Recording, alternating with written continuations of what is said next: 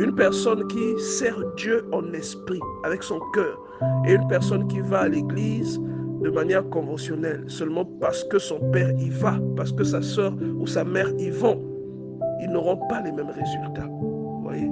Or, pour aller servir Dieu avec son cœur et avec son esprit, il faut connaître Dieu. Pour connaître Dieu, il faut aller dans sa parole. J'aimerais vraiment que quelqu'un comprenne cela. La plupart des problèmes que vous remarquerez dans votre vie, je dis bien la plupart des problèmes, peuvent être résolus par la prière. La plupart d'entre eux. Et vous voyez dans les évangiles que le Seigneur gère tous les problèmes qu'il rencontre, des problèmes de maladie, des problèmes de possession, des problèmes de paralysie, quelle que soit la nature du problème, il règle les problèmes. Même la mort, il règle avec la prière. Donc la plupart des problèmes dans la vie d'un être humain peuvent se régler avec la prière. Et vous savez, même quand on nous parle de la mort dans les évangiles, n'attendez pas, ne voyez pas seulement la mort physique. Il y a même beaucoup de choses qui peuvent mourir dans une personne, mais la personne est toujours là, elle est vivante. Souvenez-vous d'Adam. Dieu lui a dit, le jour où tu mangeras du fruit de cet arbre, tu mourras. Mais lorsqu'ils ont mangé avec Ève, ils ne sont pas morts, ils sont restés vivants. C'est pour faire comprendre qu'il y a plusieurs sortes de morts. D'accord? Mais il y a des choses parfois qui ne marchent pas dans ta vie seulement par rapport à ce que tu ne fais pas. Et il y a des choses aussi qui meurent dans ta vie par rapport à ce qui n'est pas bien et que toi tu fais. Ouais, non? Mais si tu ne vas pas dans la parole de Dieu, il y a des choses que tu ne distingueras jamais. Il y a des choses contre lesquelles tu ne seras jamais alerté. Tu vas entendre de manière générale, on dit dans les 10 commandements, tu ne tueras pas, tu ne mentiras pas, tu ne voleras pas. Mais jamais tu ne liras, jamais tu ne sauras ce que Ésaïe dit lorsque Ésaïe déclare par exemple que si tu donnes ta subsistance à celui qui n'a rien, ta subsistance, c'est-à-dire que le peu qui te reste, la dernière bouchée qui te reste, tu la donnes à quelqu'un qui n'a rien. La Bible dit, le soleil se lèvera sur ta vie. Tu connaîtras ça comment? Tu connaîtras ça comment, bien-aimé?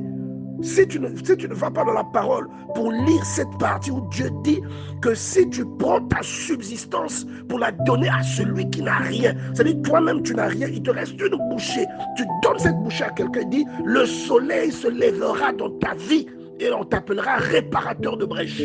Bien-aimé, comment tu sauras si tu ne lis pas la Bible, si tu ne vas pas dans la parole de Dieu? Ésaïe chapitre 58 verset 7, partage ton pain avec celui qui a faim et fais entrer dans ta maison les malheureux sans asile. Comment tu sauras ça?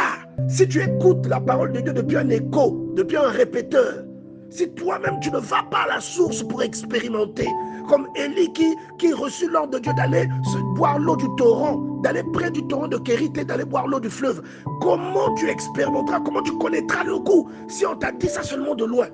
Tu vois, il dit tu partages ton pain avec celui qui a faim et faire entrer dans ta maison les malheureux sans asile. Une personne qui n'a pas la protection doit avoir la garantie que si elle vient te voir, toi tu vas aider, tu vas l'assister. Une personne qui a une difficulté, quand tu as la possibilité, ne lui dis pas reviens demain. Il doit avoir l'assurance que toi tu peux le supporter, tu peux le soutenir. Est-ce que tu vois? C'est vers ça que Dieu te dirige. C'est ce cœur-là que Dieu te demande d'avoir. Et si tu vois un homme nu, couvre-le. Ne te détourne pas de ton semblable. Donc quand tu vois quelqu'un en difficulté, si tu as la possibilité de l'aider, aide cette personne. C'est ce que Dieu te dit. Mais toi tu vois seulement tu ne tueras point, tu ne mentiras point, tu ne voleras point. Mais comment ces détails-là seront connus? Les détails profonds là, qui sont dans la parole. Comment est-ce que tu vas les connaître? Que tu vas les ressentir. En lisant la Bible dit que les paroles que je vous donne sont esprit et vie. Comment tu vas ressentir ça dans ton cœur? Autre qu'en lisant la Bible.